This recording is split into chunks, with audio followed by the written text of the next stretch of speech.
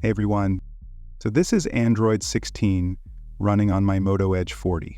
This MediaTek-powered phone that's officially stuck on Android 14 is now running the latest Android 16, and it's surprisingly smooth. Now before you think I did something crazy like flashing custom ROMs, let me tell you I didn't lose a single piece of data doing this.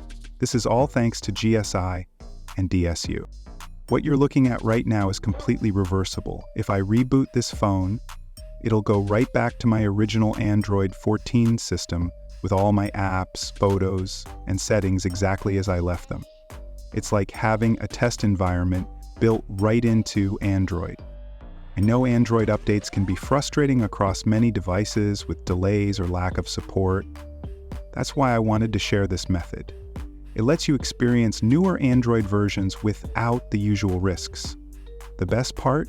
It uses Android's built-in features, so there's no rooting, no warranty issues, and no risk of bricking your device. Let me show you exactly how I got here and walk you through the complete process step by step. But before that, let's understand what GSI is. GSI, Generic System Image, represents an unmodified version of the Android open source project created by Google. It's engineered to function on any device supporting Project Treble, providing a standardized implementation of Android without manufacturer customizations or proprietary software layers. Installation is pretty easy. Just go to your phone's settings and then find the About Phone section. As you can see, my phone is currently running on Android 14. Now here, tap 7 times on Build Number. It will enable the Developer Options feature in your phone. You will find this newly unlocked option in the System section of your phone's settings. Now from here, go to Developer Options. And as you can see, my bootloader is unlocked. Generally, a locked bootloader prevents booting a DSU GSI unless it's an officially Google-signed GSI for Pixel devices. But you can try it with a locked bootloader. Let's check if it works. I will provide guidance in the video description to unlock the bootloader of any phone. Now just scroll through the developer options a little bit, and you will find the DSU loader option. Now click on it and select your preferred GSI. I recommend you choose the GSI plus GMS Core because it comes with Google Apps and Play Store. After you select the GSI, agree to their terms and conditions, and your phone will start downloading the GSI and partitioning your system.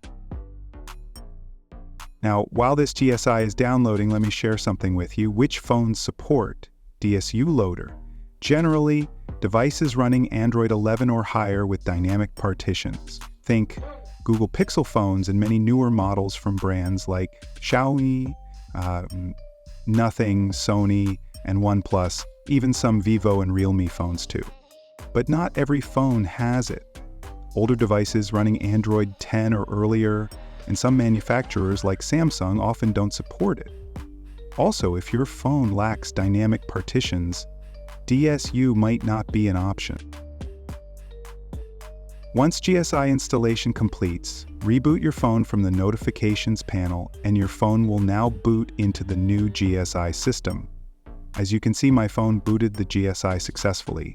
So after setup, you can see my phone is running Android 16 perfectly. Now you're thinking, how can we go back to our primary system? Slide down your Notifications panel and reboot your phone. It will boot your phone into your primary system.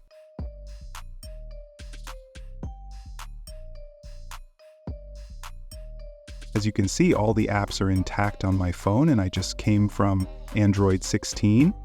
Now here is something for you. Every time you reboot your phone, all the data that you saved in GSI will be discarded as soon as you boot into your primary system. But there is an option called Sticky Mode.